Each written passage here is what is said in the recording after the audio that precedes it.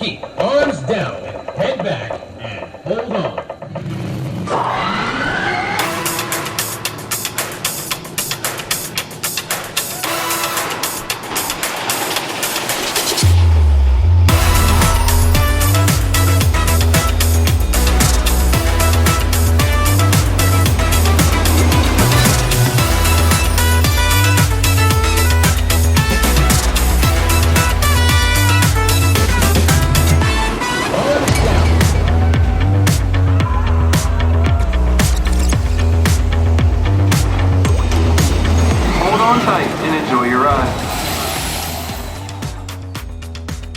So, I am losing my mind. Like, just, it's fried, and I can't remember. This, honest to God, this is what happened last weekend. We record the show, Greg works on the image, he sends me the image, and I go, what the hell did we talk about? It's all right there. It's all in that image. And that's what got me. I'm like, what's the woods? I don't care. And then, like, I'm like, I literally asked that, and he's like, well, Timber Trail. And I don't know why, but my brain went to the ride at Knoebels. And I'm like, we didn't talk about that ride. What? I don't know. What are you even talking? Like, my brain was just so far gone. And then eventually I realized, like, that's Tumbling Timbers. That's not the, what the hell is going on?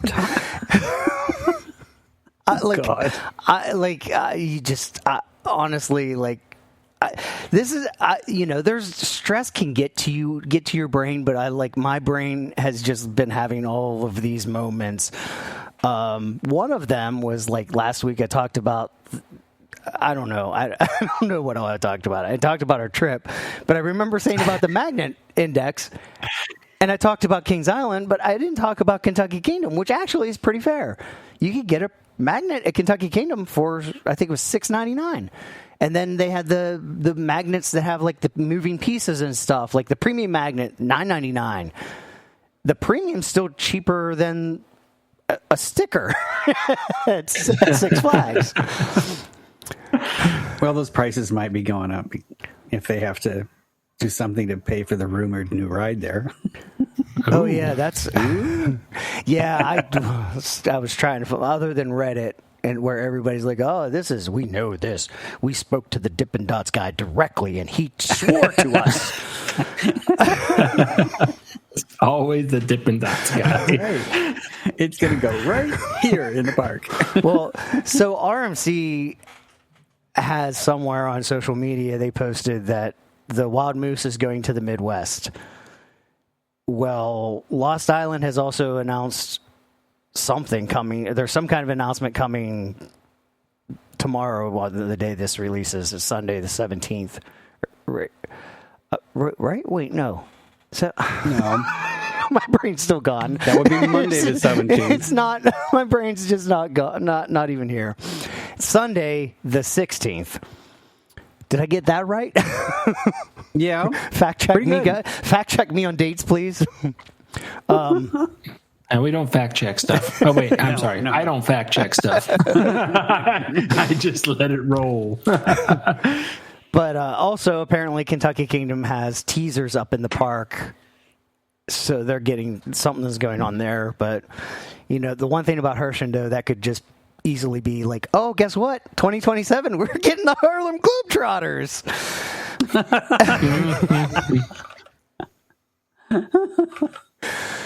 So yeah, I don't know what's going on there, but just when I get up to come back to my room to set up for the podcast, I hear noise next door, and I don't know. I don't know if I have a new neighbor. I don't know if there's somebody there fixing something, cleaning something. I don't know what's going on. I think I heard a dog. I think I heard power tools. I think I heard a kid. So if at some point throughout this show I just lose my mind, it's probably because noises are just driving me crazy. Bob, next door has been empty for 4 years. I don't know what you're talking about. The calls coming from inside the house. And you know what? I wouldn't even argue with you. You're probably completely right at this point. I don't know what's real.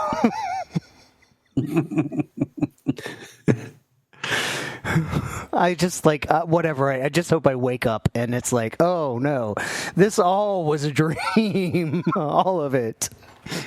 You're gonna wake up and it's gonna be your first day of third grade. Oh God, no. Have you heard about that? Like they were trying the psychedelic mushroom things, and they found this one strand, and somebody took it, and they came out of their trip, whatever you want to call it, and they basically mentally broke down because they swear that they led an entire different life, like birth to like 80 years old, and then they suddenly snap back into where they were. Like, can you imagine how much of a mind person? Apparently, a couple people, like, okay, just completely altered reality for them. Wow. Like, not even just like a you know how dreams can last a while, but this, they still going on. I'm still here, right? They said they had like names and a wife and children and stuff like that, like the entire life, and then suddenly snapped out of it. I am just like. Have you ever seen Inception, the movie Inception? I have seen that. You're making me think of that, where they that's a good alternate lives in the memories of these people as they're dreaming. Yeah. So maybe that was what was going on. Was there a little silver top spinning anywhere? I don't know. Who knows? It's so crazy though to think like your memory is your essence. It's like it's the world around you. It's everything. Like honestly, like you could be in a Truman Show, right? Like, and it's just really trippy to start thinking about it. But like, there's so many parts of the brain that do things we don't know about, and then there's like all those weird things that happen, and like I love abnormal psychology. Like it's just when the brain just does weird shit. Oh yeah. There was the where I grew up, there was a local restaurant that was really popular. One of the waitresses, like my family went there all the time. We knew everybody. One of the waitresses was in like I think high school. She did stuff with like 4-H with horses and stuff like that. But she got kicked by a horse in the head. And she had a concussion. She went through all this recovery, but she came back, like everything was fine, you know. And one day she was writing a term paper and like just writing it out. And she had her mom proofread it, and her mom was like, What is this? And she wrote it backwards, like to the point where her mom actually took that paper, held it to a mirror, and it was perfectly, like it was absolutely perfectly her handwriting and everything, just completely backwards. And like it's like, and there's so many things. Like it's just it's the human mind is just a mystery. It's so cool, and it does so many crazy things. Yeah, some are more mysterious than others. Yeah. But there's all kinds of those stories, though. It's like, you know, but you think about it. Like, if somebody comes up with this whole life story, this whole parallel life story, what's actually harder to believe in that story? Like, was it really a previous life or a previous memory or something implanted, or did they really just come up with all of that story on the spot? Like they came up with an entire life, which kind of gives and now we go to the Matrix theory. Right. Past or you could say previous life intruding on present timeline. Thanks, Ghostbusters. There you go. Yes. It's one of the lines I remember from Ghostbusters. Past life intruding on present timeline. It's like, oh, yeah, yep. That's definitely it right there. Yes. Anyway. Oh, yeah. Then you go off into all the outer banks of everything else, and you start getting into the really interesting stuff where we could spiral out of control quick. Oh, they're so like I had 1 year of college for psychology, and like when I scheduled for my second semester, it was like this. I'm probably not going to continue after this year. I want to get credits, but I also kind of want to focus on just like, you know. So I picked like abnormal psychology was a credit I needed. It wasn't like the typical like, oh yeah, do this in your first year, but I was like, no, I'm taking it because I want like I wanted to take that class. And I loved it. Yeah. Anyway, this is Side Friction. It's episode 140 for August 15th, 2026. I'm Bob. I'm Greg. I'm Ryan the Ride Mechanic.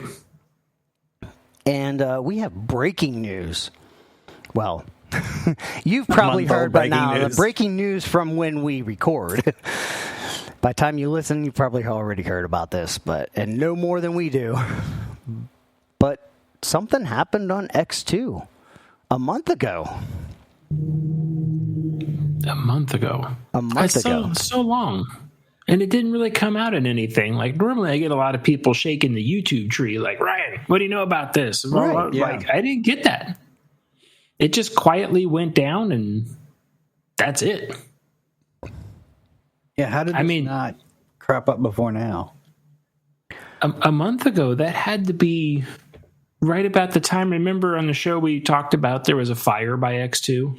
Yeah. Mm-hmm. Yeah. It had to be right after that.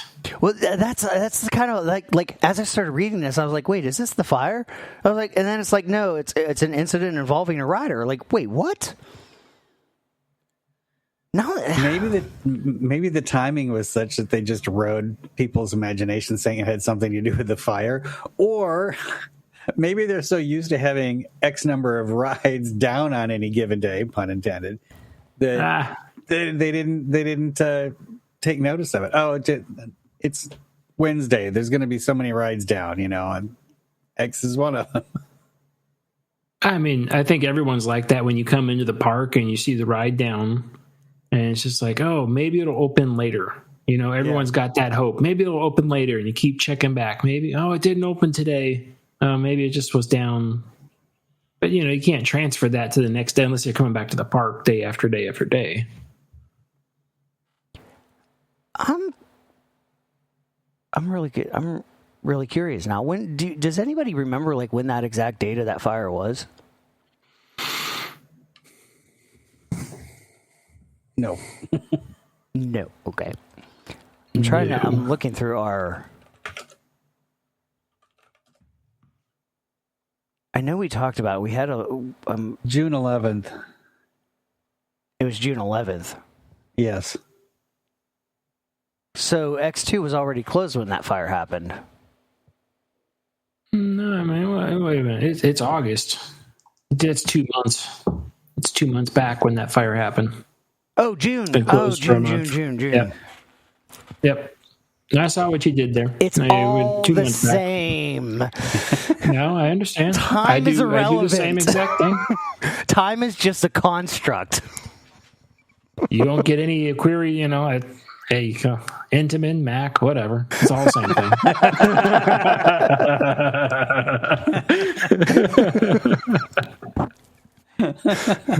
It's just a roller coaster, right? Like, it's no big deal. Nobody will even notice if you say Intamin instead of Mac. Right? Nobody. Nobody did. Yeah, so apparently July 5th at 9:15 p.m. something happened. There was a report of an unconscious person, and KTLA can't determine the rider's condition.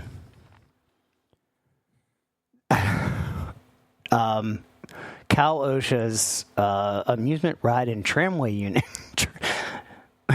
I just love that the tramway is part of that. Yep. Has opened aerial tramway. They've opened an inspection into the reported incident involving the X2 roller coaster. at Six Flags Magic Mountain. Because the inspection is ongoing, no further details are available at this time. Six Flags helpfully said the ride remains closed at this time. Yep. And there you go. They're just going to wait till the lawsuit gets filed. But there already is a lawsuit that begins, the trial begins in September. Yeah. Oh, I'm not going to get to ride this coaster, am I? I don't know. I think you should be. Like, when you planning on going out there next? I don't know. Is it going to open? When am I going to be able to afford it? Yeah, if it does reopen, you want to run out there as soon as you can. I'll have to literally run. I can't afford any other method of travel. Yeah, this is really weird. Like, how did nothing leak out about this? It's like Six Flags found the way to shut up the enthusiasts. Like, somebody in that station had to say something somewhere, right? Know. Like, what? I mean, obviously, fire and rescue were called. Right. So if that's the case, that means 911 was activated. And once 911's activated in the state of California, the ride shut down until you're cleared by the state to open it. Regardless of if it happened on the ride or not. Ride shut down until the state of California is clearing it to open. Oh, really? Yeah. So we had several times where a guest was injured, whether it was from fainting or something like that. And lots of times it was in the queue lines. Sometimes, a couple occasions, it was on a roller coaster. And wasn't the fault of the roller coaster, but when the rule is that when you activate 911, that's the term they use, when you activate 911, the coaster remains closed until DOSH, Department of OSHA, Cal OSHA, gives you the okay to open the ride up. So it's like when you have to activate 911, you contact DOSH, you tell them what happened. They do a little couple digging around on their own just to see what it is. And if they can come back with a very clear, it's like, oh yeah, that wasn't the fault of the ride. Nothing happened. Like, go ahead. They'll give you the okay. Go ahead and open the ride back up. But if it's like, they went out fine, they came back completely unconscious, then they like, okay, well, don't open the ride. We need to figure out what happened first. Yeah. There's something along those lines. So I think that's probably what they're like, oh, something happened, and Cal OSHA just hasn't said, yeah, go ahead and open it back up because there's still an investigation going on. So when you say they activated 911, you mean when the park activates 911, not necessarily if a random person calls 911 for something. It could be an outside person that calls them, but I mean the park has to acknowledge that 911 call. So most parks, we had the same exact thing. When someone inside the park called 911 and said there's this major problem, the first thing that 911 operators did was they called the park. Okay. They had a direct line into the park and they're like, hey, what's going on? And most of the time, all the time, it's like, nothing. Why? And they're like, this person called about this. And then, quick radio calls, chatter, this and that. And they're like, yeah, nothing's going on out there. We had, it's common, a lift stop. We had a lift stop on the ride. Well, They've been on the ride for 7 minutes now. That was the distinction I was looking for, because I had hoped that, it wasn't just like call 911 and you shut down the ride for, until somebody gets there to say like, oh yeah, this was normal. So that's what I expected. Yep. I just wanted to hear you say it. And then, and if it is something worthy of attention, then, someone at the park dispatching will also give them the refurbished information, but calm, cool, and collected. Yeah. It's like, yes, there's one person on this ride still in seat, unconscious, on-site medical team is there, but requesting formal backup from licensed EMT, whatever it might be. I'm not sure. And they'll go through the steps and go, yep, okay, come on out. Trucks are rolling. It's quite rare. Yeah. This is kind of interesting. This could really be anything. Yeah. It could just be somebody passed out. It's hard to say. And I'm sure that there's already litigation starting over that exact ride. That's probably muddying the waters for sure. Yeah. If they think it's just something minor, they're probably very hesitant to say, yeah, go ahead. Yep. Because that might compound the issues. I'm not sure. That's speculation, of course. Yeah. We'll have to keep watching it. Yeah, I have a feeling we'll talk about this again. Yes. Kennywood is closing Thunderbolt down just for renovation. Don't worry. We'll be back in 2027. Don't panic. I wonder what all they're doing if they're... That's what I wonder. Closing it down for that extensive time. Bring back the double dip. Bring back the double dip. They got one of those on the other side of the park. No. Have you seen the one that the Pippin had? Have you seen pictures? No. Oh. No. It needs to come back. That would be nice. I doubt. I also wish there were a way to make it so you didn't always have to have two people in a row.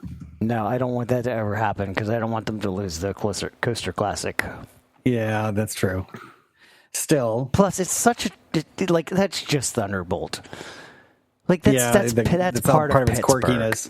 Yes, you don't change that just because it's Pittsburgh. Well, any other city, go ahead and change it. Just not there. I'm actually glad to hear that they're doing this because I was just on it this past weekend, and it's time. It needs some track work or whatever. It's getting like it was a number of years ago where it was so rough he didn't want to ride it. Then they got it together and fixed it up, and it's time. It's not as bad as it was back then, but it's was several sort of potholes in it. So I'm really glad to hear that they're going to take it down for an extensive redo. As long as it's all wood when it wakes back up. Oh, it will be a Kenny. After the whole Todd Joseph thing, I'm very careful with what because there was a point where I said, "Hey, this could be good," and then no, became one of the worst things I ever witnessed in park history. Yeah, maybe not park history in my life of park history. Well, second, Geauga Lake's probably the number one. Well, hopefully they learned the lesson when they took the kangaroo down and the whole city exploded. Imagine what will happen if they destroy the Thunderbolt. Yeah. Right. Everyone's going to go nuts. And while they're at it, they need to bring back the Turnpike.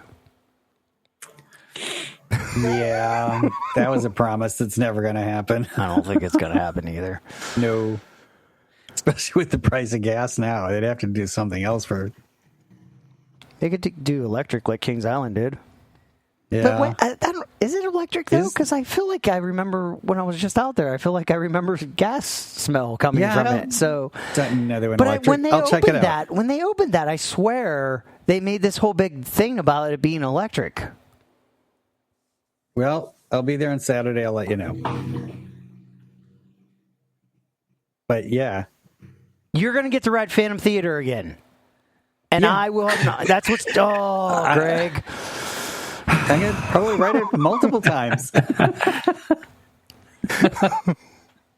I'll tell you about it. I'll look for the details this time. I won't even play the game. I'll just look around. Life sucks, man.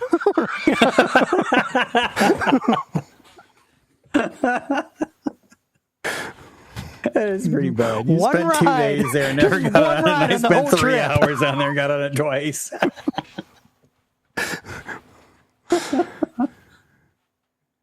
Day and a half I was there. Could they open it? No.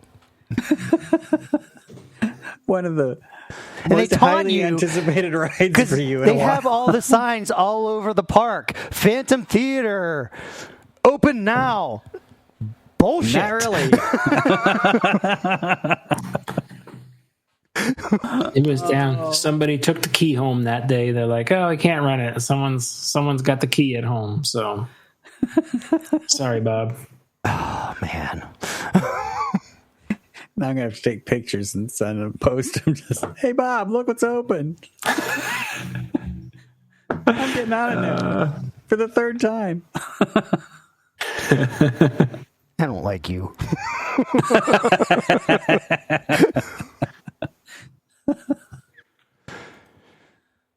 Sticking at Kennywood, Jackrabbit has received the Centennial Coaster designation. This is the award that you were talking about on something, or one episode, I think, Greg. Right? Yeah, yeah. Well, where was it? Because it didn't happen until last Saturday, so it wasn't. Well, no, you were talking about the award. Oh, the award, yes. Because this is, I think, the third coaster to get this. First one was Giant Dipper at Belmont Park out in Southern California. And then the other Jackrabbit at Seabreeze got it, what would that have been, in June? And then just this past Saturday, Jackrabbit and Kennywood got it. I don't know how many more are on the list to get it because they got some catching up to do. It's a brand new thing. They do those overseas too? I don't know what the plan is as far as Centennial Coaster, but the landmark coasters that Ace gives out are overseas as well as domestic. Okay. And I have not been able to get a definitive answer. Somebody asked, is that 100 years of continuous operation? Just 100 years old and operating? So, like, It just says it was created to recognize roller coasters that reached the significant anniversary of 100 years or more. Yeah. Doesn't say. I mean, come on. Like, if Leap the Dips would ever open and not be eligible for this award, that would be criminal. Right, exactly. So I can't see it being continual. I hope it's not continuous operation because, pandemic. Yeah. Things like that, you got to take that into consideration. I couldn't see that, even if it was down for a year, 1 year, where they had to do extensive work on the thing. It's like that should still count because. Yeah, I think the criteria though is that it does have to be operating now. So, like, I mentioned Leap the Dips is not eligible in its current state. But it's pretty cool. Cambria I like County. the award. The plaque itself was nice. Yeah, it's cool. It's not the I standard was just asking plaques. about overseas because Blackpool Pleasure Beach has that Giant Dipper or the Big Dipper, Giant Dipper, one of them. Big Dipper doesn't work anymore. Yeah, right. Also, their Class 2 has the same exact problem, but the Big Dipper, Giant Dipper. No, man, it's I the Grand National. I think is the big one, isn't it?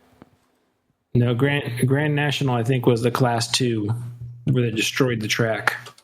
What? But the Big Dipper.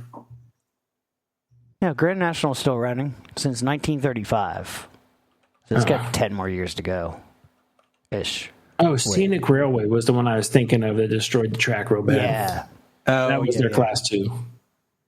But the Big Dipper coaster, that one just recently destroyed its track, but they're fixing it right now. They'll have it back up and running in no time. I think the next one should be the Giant Dipper at Santa Cruz because it'll have 2 Giant Dippers and 2 Jackrabbits. There you go. I wonder how old that one at Santa Cruz is. I was just looking that up. Opened in 1924. Oh, so it's at its 100. Yeah. That's also in really good condition for. I mean, that's granted, last time I rode that was honestly 8 years ago, but I was there 2 years ago. And it was good. Yep. Okay. In fact, I was surprised by that park. I really liked it, and especially their quirky caveman thing. Yeah, that That's interesting. Did you go on the train that's over there? It's like an underground train. Yes. It's this train that goes into a cave, and then there's this sort of magic weird passage, and suddenly you're back in this whole other world of cave people, animatronics, and it's God, I can't imagine how old that is. I'd have to look it up because it's got that classic hokiness to it that's been around for a while. But even better still, on their Skyride, every now and then there's a car that has a caveman or a cavewoman on it. That is such a famous thing to watch that caveman, and I think there's a couple of them on there cycle around there. It's like, it's not fun when you're the next in line though. Okay, about to get. What the heck is that? That's the one where I think I've talked about it on the show where I saw these panicked. No, I'm getting them confused. The boardwalk's confused. Never mind. It's Indiana Beach where the panicked parents found their kid coming in on the Skyride. Never mind. Say nothing at casual. Yeah. So, going over to Knott's Berry Farm, they've closed a loophole, allegedly. Which, actually, I kind of started thinking about this. Like, it was kind of weird. Like, why these parks? And then it dawned on me. These parks are both in, like, very heavily populated areas, right? Mm-hmm. Okay. Yep. So, the dining plans at Knott's Berry Farm and Magic Mountain are very expensive this year. They've raised them 200 to 400% on all-season dining plans. That is just criminal. And they have also introduced another dining plan for those parks that is basically you buy a dining pass for 20 meals throughout the year. But with the regular all-season dining plan, you can now, with the higher price, you can now have unlimited meals at the park and get them every 2 hours. And you can get them at any Six Flags park, where the lower ones we have limited number of meals. It's only at the home park. Really? Yeah. You know what's funny is that when they first introduced the dining pass thing, it's like, oh, you can tag this on to your season pass and stuff. Yeah. We were literally thinking about getting that as employees at the park. We were literally thinking about getting that because it's like we could just go into the park because we're there every single day. It's like we could just go in and get what we want from here, from there. But then it's like, well, if you did that, you have to be out of uniform, but then you scan in at the front gate. And then it's like, and then you have to wait in the line with everybody else. So it's like, well, we only have 30 minutes for lunch, so that won't work. But we had that thought. We were like, I want to get this, and we just eat at the park all day, every day. Yeah. Well, wouldn't have been healthy at all. That's the thing that kind of got me, because like I know I've talked to people that have done it at King's Dominion and like other parks, and then like I was just like, why? But then then it hit me. I mean, I haven't been to either of the parks, but from what I know, I thought they were in like, surrounded by neighborhoods and stuff like that, where people were just like, oh, let's just walk over and have dinner, rather than let's make the half-hour drive to get, lunch or dinner or whatever. Well, Knott's Berry Farm, you probably could, because it's right cheek by jowl with people's houses. Unlike, it's got a lot of stuff around, so I don't know what the situation is there. But you could, the backside of the park, across the street, you're in a residential area. Yep. So if you lived there, you conceivably could just walk from your place over to Knott's Berry Farm. Or Magic Mountain, it's 20 minutes to get to the gate, then 20 minutes to walk out to like the 7-Eleven on the corner, and that's about it. But there's a couple there's like a Del Taco and something out over there. Which, don't get me wrong, Del Taco fries after a Magic Mountain day are absolutely amazing.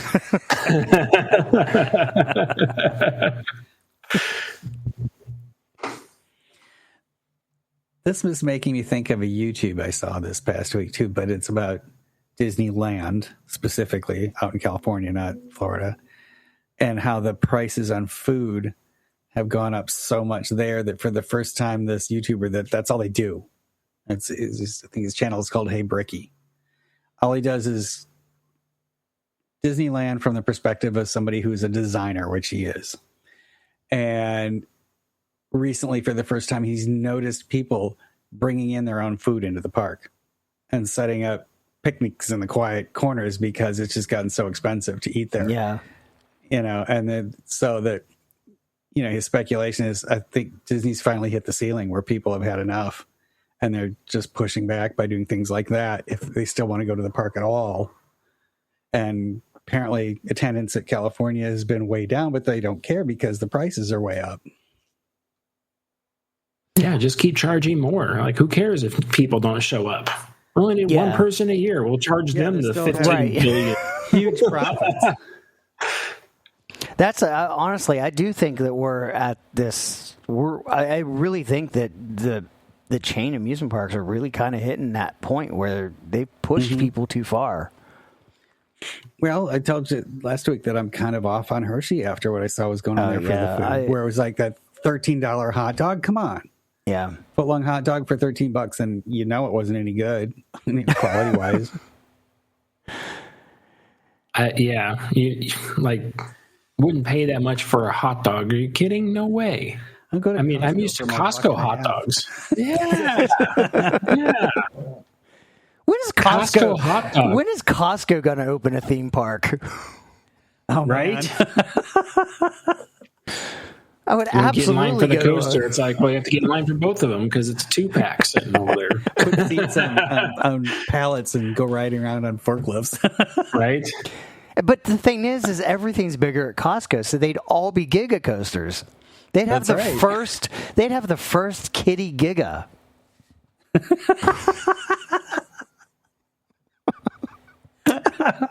And then you could have the food court up there and your rotisserie chickens if you're doing a family thing put together. It's like, you can do the whole thing. Park food anywhere. Absolutely. And you get in with your Costco membership. You get in earlier. That's it. Yes. And you take home a TV on the way out. Yeah. Again, they're in a 2-pack. You got to get 2 of them.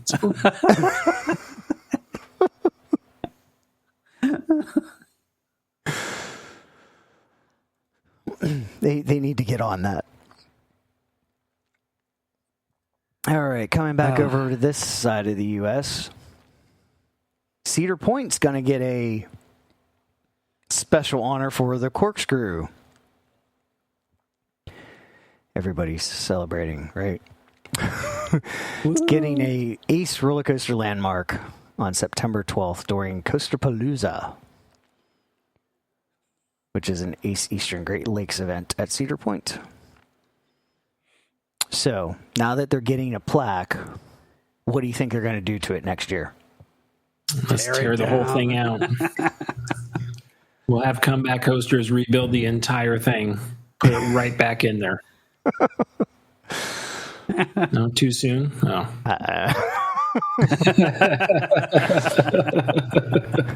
I've seen some videos that show they've been pushing Montezuma back into the station because really? No way. Not always doing it on its own. Oops. I have, watching Montezuma's, I have 2 problems with it. One is that it stops out. Like, come on, you put some magnetic brakes on the back tower to slow it down like the original to get back into the station. But then the whole, if people were around recording when that 100th cycle hit where it's supposed to do something funky, that would be plastered all over the internet. But it's not out there. Which tells me it doesn't do it. Either that or it faults at 99 and resets the counter.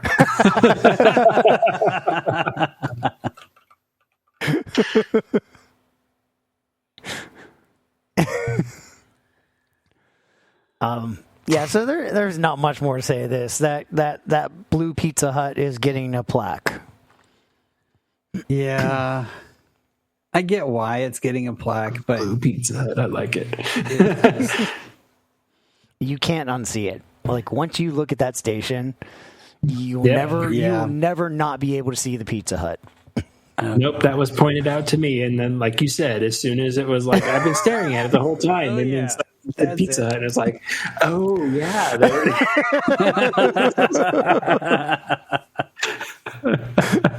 is.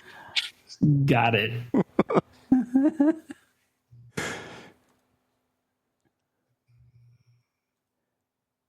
Moving on to some sadder news. The memorial. If you're listening to this on release day, you need to plan quickly. Yeah. But Sunday, August 16th at 9 a.m., Knoebels is having a memorial service for Dick Knoebel. And there's really a part of me that wants to go. There's another part of me that says leaving my apartment at 6 a.m. sounds horrible. So I don't know. But it will also be streamed on the park's Facebook page. I'm glad they're streaming it, though. That's a good thing. Yes. Yeah, because there are a whole lot of people that wouldn't be able to come that would like to. Absolutely. Yeah. I'd be interested to know afterward just how many tune in on what the numbers are. Oh, yeah. I'll bet it'll be a huge number. Yeah. Yeah, absolutely. Especially since so many people that would come there, it's like a lot of those people are in the industry, and the industry's open on Sundays. Yeah. Mm-hmm. You know? I just think about, a few weeks back when there was that 3-day Knoebels 100 event. It was technically a regional event within ACE, and it set an all-time new record for a regional event attendance. It was over 500 people there for that. Wow. So how many more weren't there that, right. that would be tuning into this on Sunday? Yeah, absolutely. I literally have not used Facebook since like 2009, 2010. So somebody help me out here. If they stream live on Facebook, does Facebook archive that? Can you watch it later? When you do a YouTube live video, you can watch it later usually. Right. Good question. I don't know. That is a good question. I really don't like Facebook, so it's not my thing. I don't think any of us here do. So let me see if I can. I don't think anybody on Facebook actually likes Facebook, actually. They just feel obligated to be there. Oh, there's plenty of people that like it, but really? Yeah, like anyone who enjoys rage baiting people is on Facebook. Okay. Absolutely. Okay. Fair point. Because that's, from what I've seen, that's all people do is just rage bait people, one right after the other. Meta just got in trouble for, it was found out that they were paying people to be controversial. Extreme controversial. Wait, was it? I think it was Meta. It was either Meta or Google. Yeah, it was. I'm not going to be able to find that article quick enough. I don't know, but the problem with social media, corporate social media, with the algorithm, is that they want you to be engaged on the platform, and negativity and hatred drives it kind of captivates you. It's like the train wreck you can't look away from. So they kind of there's always this lean towards that. We want to give people stuff that they don't like to make them angry so that they stay on the platform longer and then rack up more advertising dollars for us. So here's the answer. Live streams on Facebook are saved and available for 30 days after the event. So you've got a 1-month window to view something after the live stream is actually created. An hour? Is that what you said? You have 30 days. Oh, 30. Okay, sorry. 30 days for somebody else to record it and put it on a different streaming service. Yes. Yeah, basically. Exactly. So, yeah, you don't have to watch it at 9 a.m. if you're going to watch it that way rather than attend. You've got 30 days to go to Knoebel's site and look at the video there. I'm sure somebody will archive it somewhere. Oh, I would not. Yeah. Not for I don't think for monetary gain or anything, but just to say like it's here if anybody wants to see it. Mm-hmm. So yeah, I found the article. It was Facebook. In Australia, they were they're paying controversial creators. Yeah, so it's on the show notes if anybody is interested in what I'm talking about.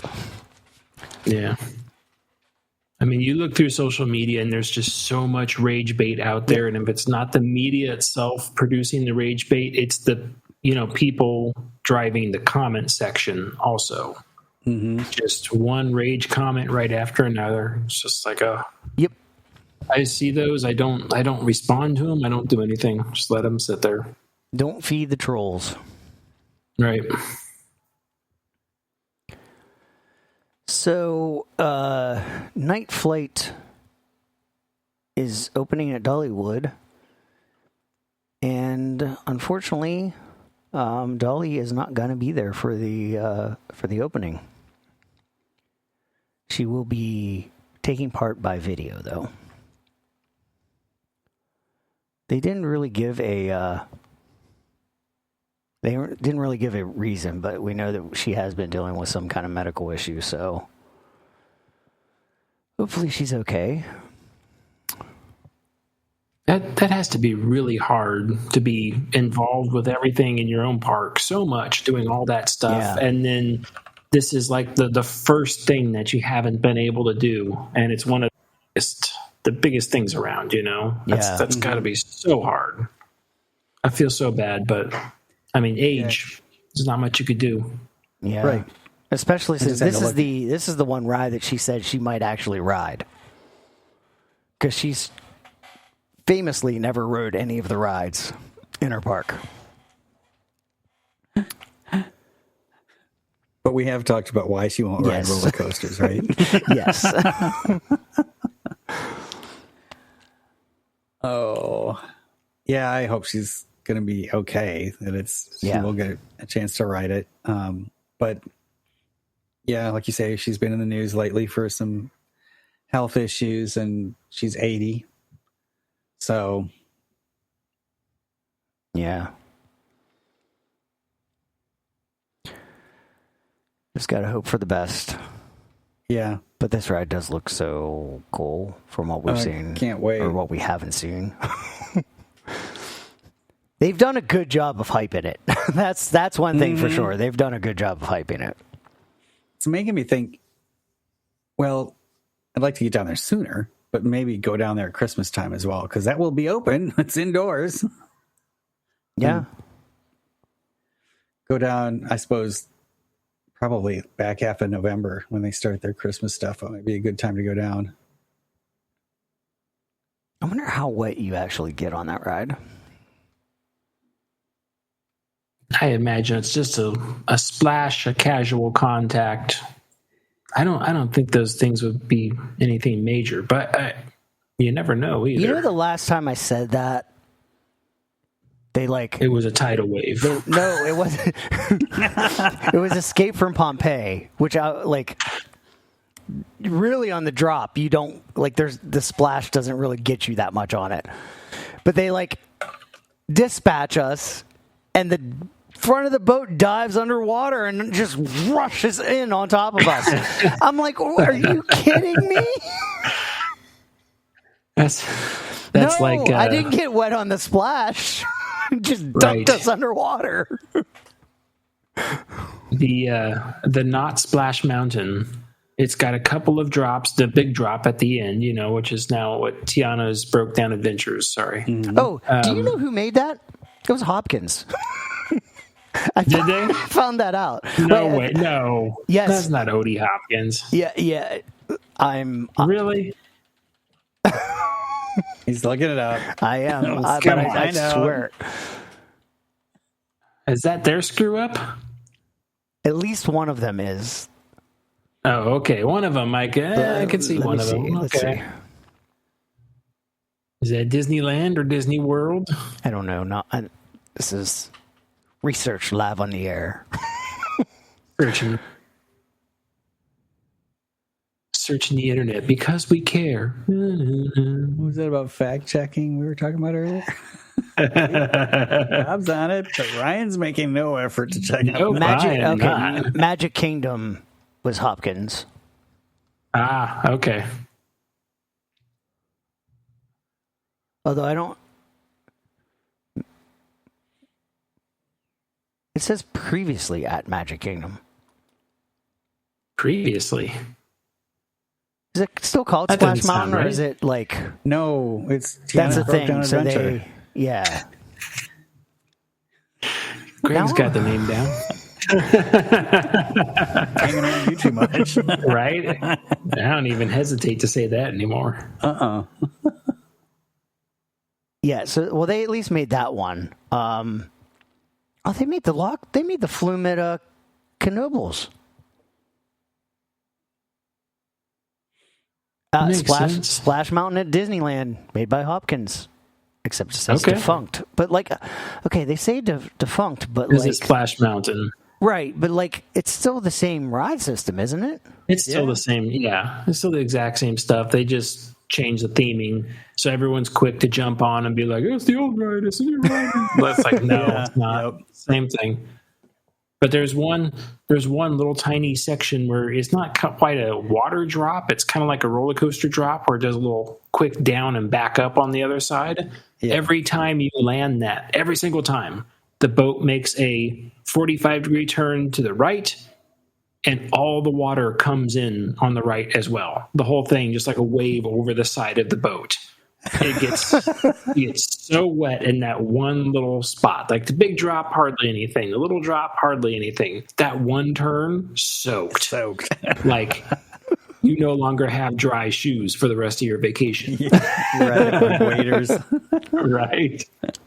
I didn't realize how many they did. I knew they made a lot of like water rides, but like I didn't realize how many. Pittsburgh Plunge at Kennywood. The one at Hershey Park that's closing, Tidal Force. Michigan's Which probably means Adventure. the one that closed at Cedar Point a couple years ago, because I think that was the same thing as Hershey. I don't see it on the list. That doesn't mean not, but Squoosh at Knoebels is also Hopkins. Shipwreck Falls no longer at Geauga Lake. Like seriously, I didn't realize how many they made. And then they also made the one at Carowinds, Great Adventure over Texas, over Georgia, Great America. There you go. And river raft rides. Oh, the Rapids at Six Flags America was them. Holiday World's Raging Rapids was Hopkins. Yeah, anyway. I could go on for a while. Stop now. Oaks Park launches $40 million 20-year modernization plan. And yeah, well, this is the park we talked about a long time ago, it seems like now, where they wanted to build a drop tower. And there was all this pushback from the neighbors, and their big claim was how the lights on it at night would destroy the migration patterns of the birds in the area and all of that sort of thing. When I'm sure they just didn't want to have the lights and noise from their own backyard, but they tried to come up with some, environmental reason to. we did kind of do a deep Yeah. dive into that, sort of. Yeah, we did. Because I found something that really was talking about like how it really did affect the birds, but then I remember that. But it was like one of those things where it's like, okay, we're going to complain about this and ignore all the other places that also cause the same problem. But Well, I know from experience, you want to stop a project cold in its tracks. You put environment, the animals and stuff like that in the way, and that stops everything cold in its tracks. And I would imagine that's even more so out in California, Oregon, Washington. Oh, yeah. Which is, so environmentally conscious compared to lots of other places in the world. Yep. And but what surprised me when I read this, a couple of things. One, that the thing isn't built yet, that it's not going to actually open till next year. How long does it take to build one of those? Once they got the okay, which happened a long time ago. But then it's also a really tiny park. So 40 million?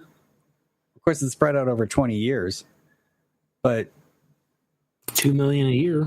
Yeah, even at that, it seems like a lot of money that they're going to be investing in a small park. So they must be doing okay when they're in a part of the country where, a few hours north of there in Seattle, Wild Waves is about to close down forever. Makes you just, what's the difference? Maybe that's why the other park's closing down. They're like, hey, let's pull people this way. Maybe.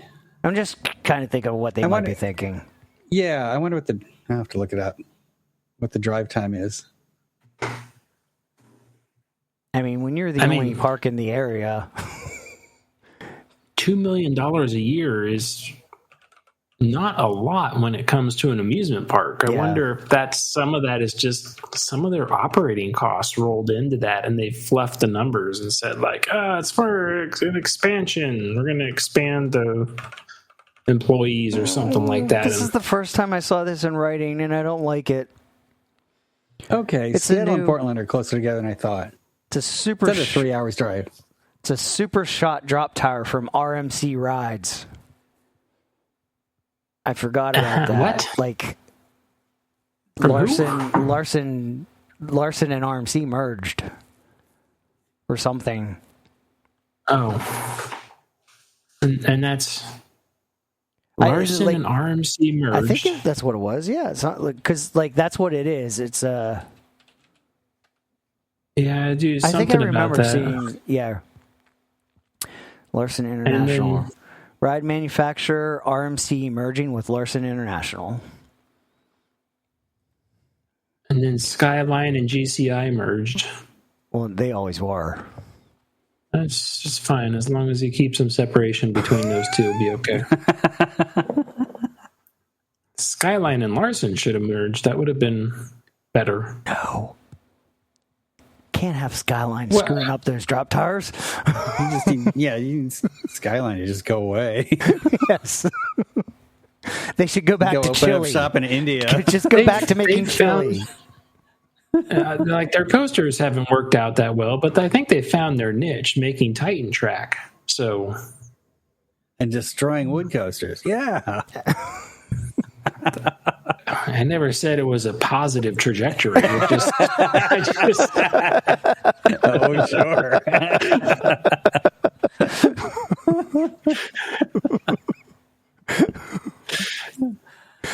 Sorry, that just really hurt to actually, I knew that happened, but just seeing it in writing, I don't like it. It just doesn't have the right feel to it. Well, I'll tell you later because it's one of the parks I'm going to in September. I'm going to go to Enchanted Forest and ride that crazy in-house toboggan coaster they've got there. Okay, can we let's make this simple. Which parks aren't you going to this year? Well, a lot of them are repeats, okay? But I am going to the first week in September. I'll be out there checking it out. I'm also doing that, going up to Wild Waves, going to the Washington State Fair. I'm not going to Silverwood. I had thought about that for a while, but we'll save it for another time. You don't want to ride the giant inverted boomerang?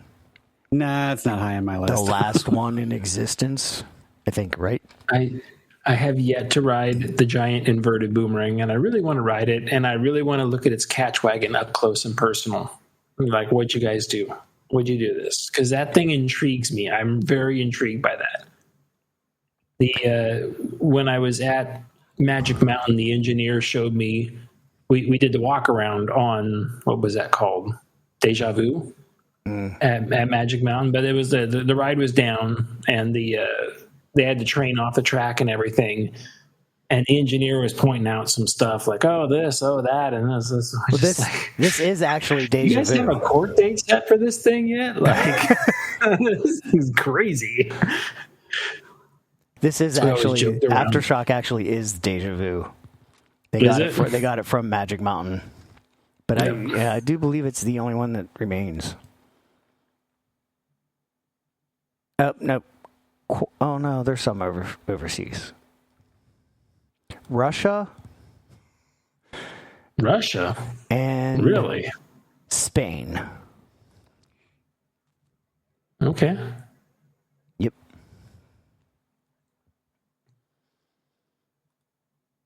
Interesting. Yeah, they're interesting contraptions. That's for sure. I really would. I almost rode. I forget what it was called at New England. But it was like closed like right before I was going there because why not? The park that literally had two boomerangs sitting right next to each other. Yeah, that's great. Yep. Stand between the two boomerangs. Look at your watch. Time. Stand still.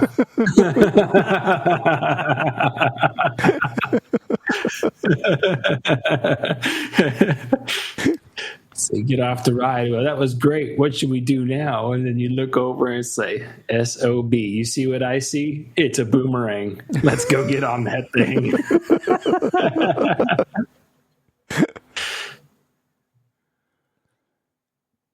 So the Tilt-ulator is 100 years old.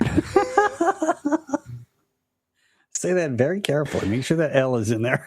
Right? That was what the Tilt-a-whirl was originally going to be called. But Martin Sellner sketched drawings for this new ride called the Tilt-ulator in January of 1926. On April 24th, he filed a patent in Minneapolis. And a month later, he had made a significant change. The new ride with 9 cars, as one advertisement put it, tilting, sweeping, spinning, swooping, swaying, speeding, sliding, skidding, rounding, rotating, rising, revolving, hesitating, flying, falling, curving, and circling would be called the Tilt-a-whirl. That was from the old days where people had time to read stuff.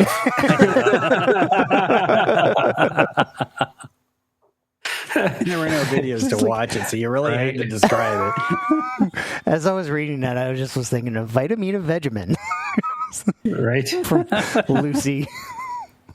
That's one of the all-time best Lucy, I Love Lucy skits. At the Minnesota State Fair, a ride on it cost 15 cents. It's impressive. 15 cents. 15 cents. Wow. And there's rotating. More expensive rides. Well, I mean, when you get that much, when you have all the tilting, sweeping, spinning, swooping, swaying, speeding, sliding, skidding, rounding, rotating, rising, Well, nowadays we'd advertise that with a wacky waving inflatable flailing 2-arm tube man.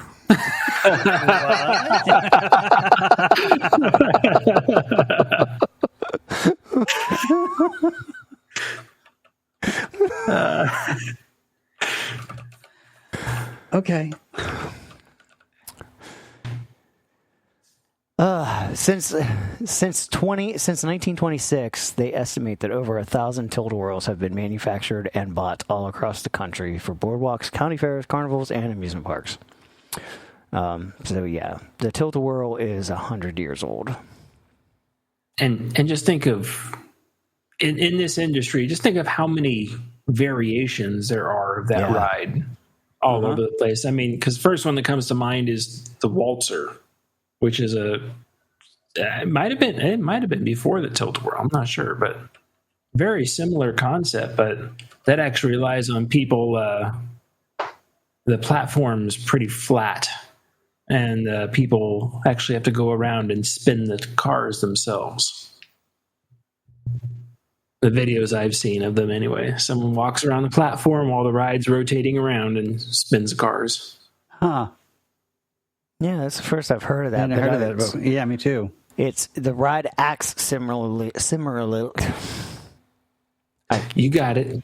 Use your words. Similarly to a tilt-a-whirl, which clearly means it's not a tilt-a-whirl. It's the British tilt-a-whirl, it seems like. Yes, that's what it is.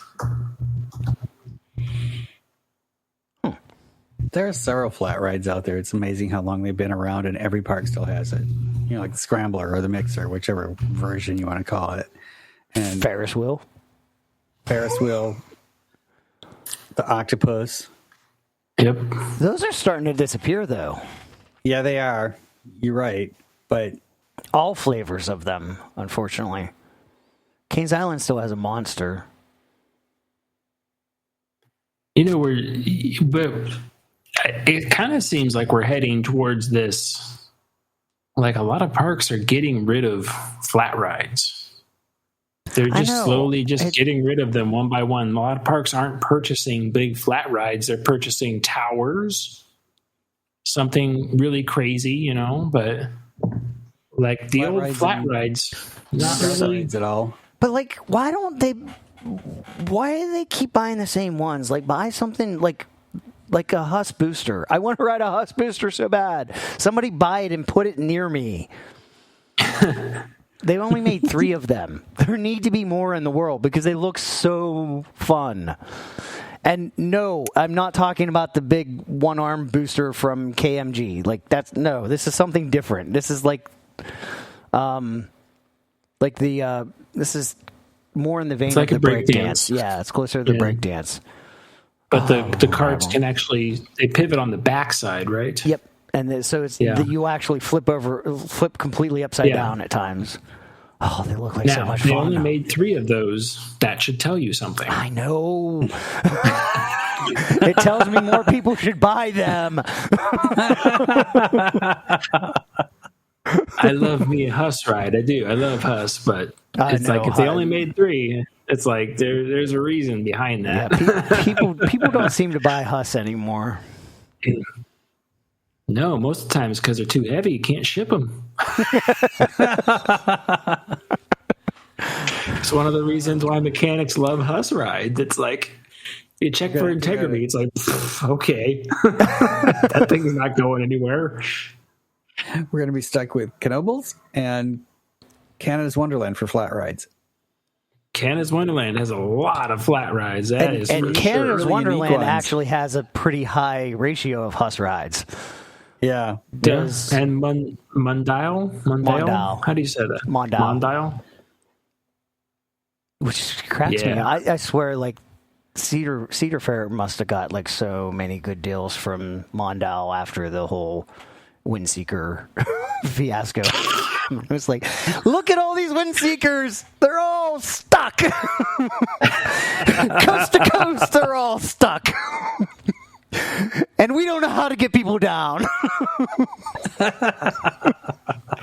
That was such a pain in the butt. Oh my god. Did your park have one? No. So we had, because we were buying all the Fun Time models of they're called skyscrapers. Yeah. But so when that happened, because that happened in Southern California at Knott's Berry Farm. When that happened, our Fun Time skyscraper got shut down just because it was like equipment. So it got shut down, and before we could say, well, it's not the same thing. It's not anything like this is 100% different. And the state of California was like, because it was it sat down for a day, maybe 2, I don't remember.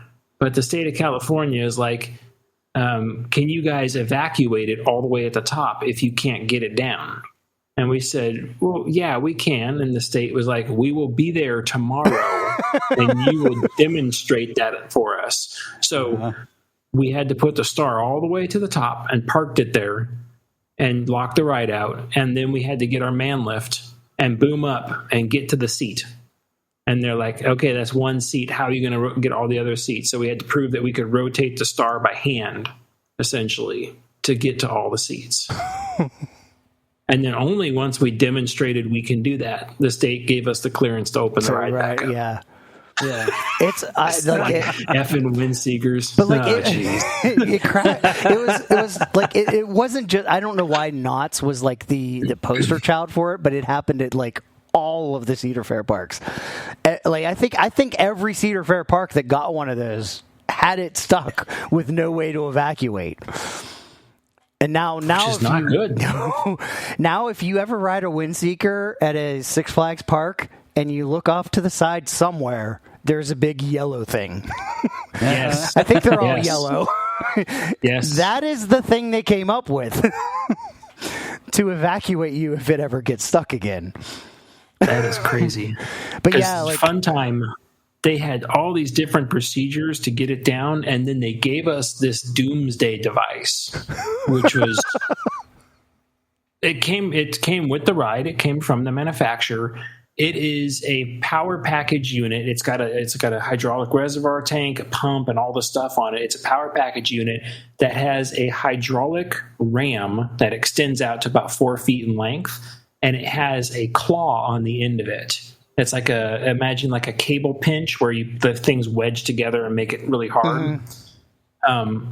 And that was the end game, basically. If everything was stuck and all else failed, you can hook that guy up to the winch unit and literally grab the steel cable and just pull the effing star down.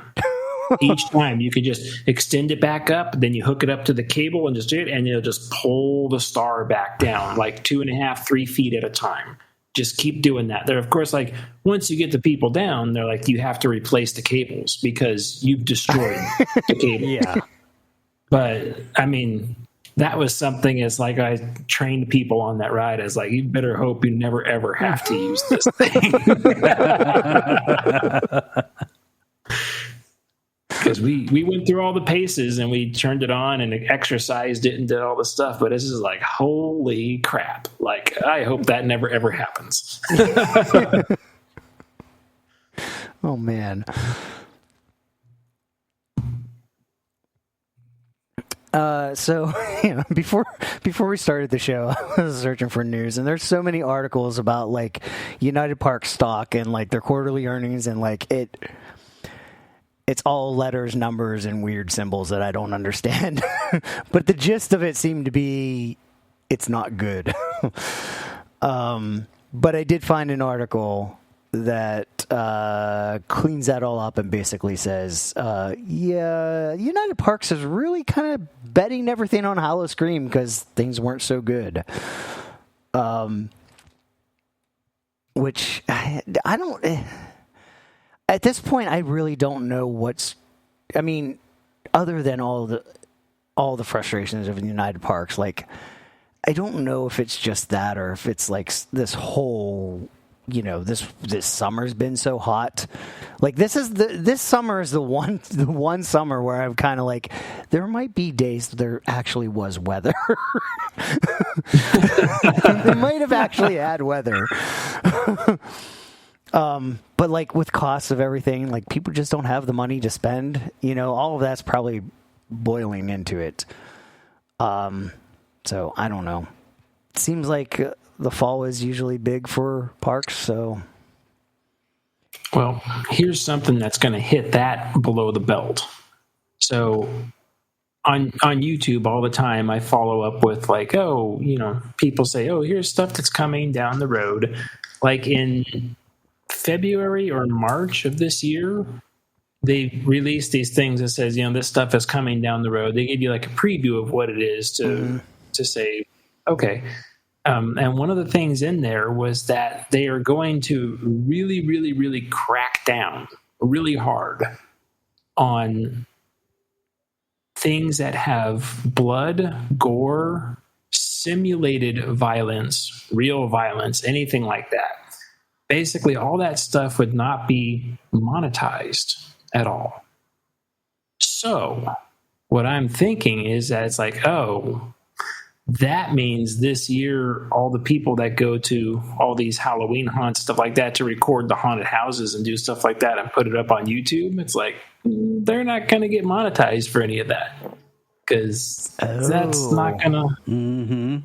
And that might have an unintended ripple here. It's like, well, people are like, oh, I can't get any money off of that. They could go to enjoy the park, sure, and show anything the outside. But at what point does YouTube say, like, oh, no, that's blood and gore, that's simulated violence, or whatever it is. And it said right in there, they would not, like, simulated violence wouldn't be monetized.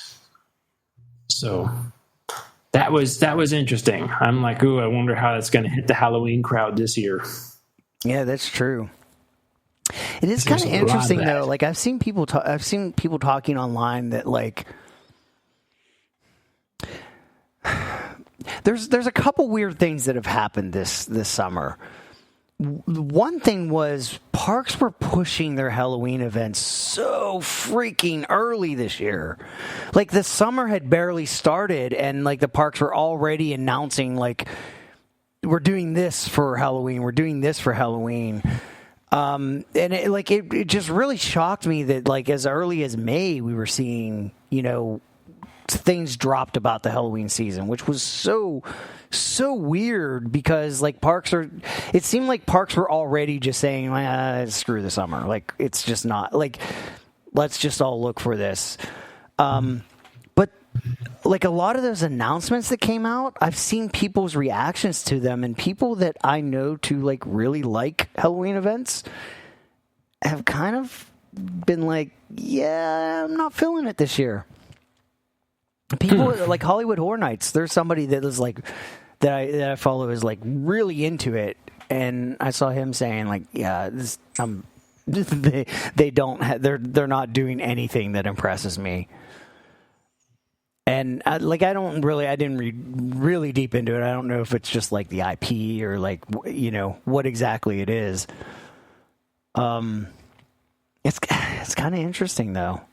But then I also think like, the fall season is one of my favorite seasons at parks because I love the atmosphere. I love that it gets dark early. I love that time, but I haven't been going as much in the fall recently because the parks have been getting so freaking crowded. Mm-hmm.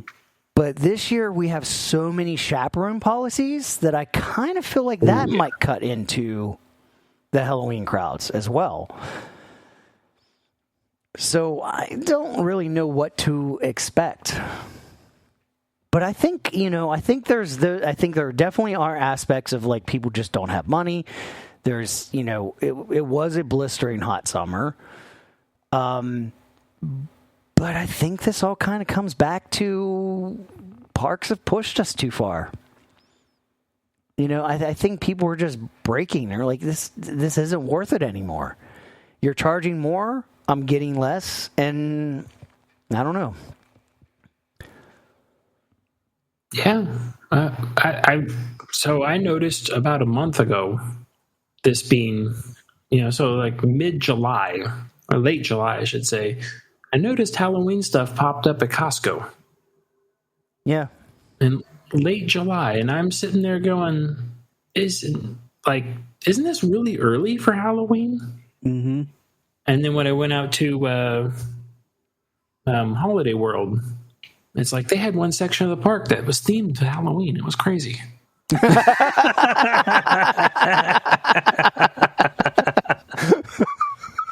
Yeah, what'd you think of Christmas out already? Right? You're way ahead of the curve on that one.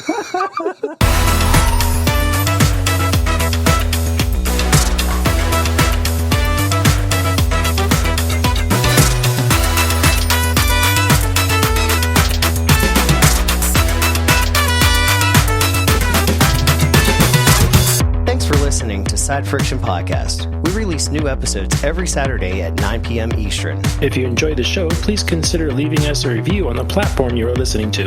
Visit our website at sidefriction.com to find show notes and other information, as well as links to other locations where you can find us. Follow us on Mastodon, sidefriction at worldkey.io, or follow me at ragingwolfbob at opencoaster.net. Check out my channel on YouTube at Ryan the Ride Mechanic. We hope you'll join us next week and stay on track with Side Friction Podcast.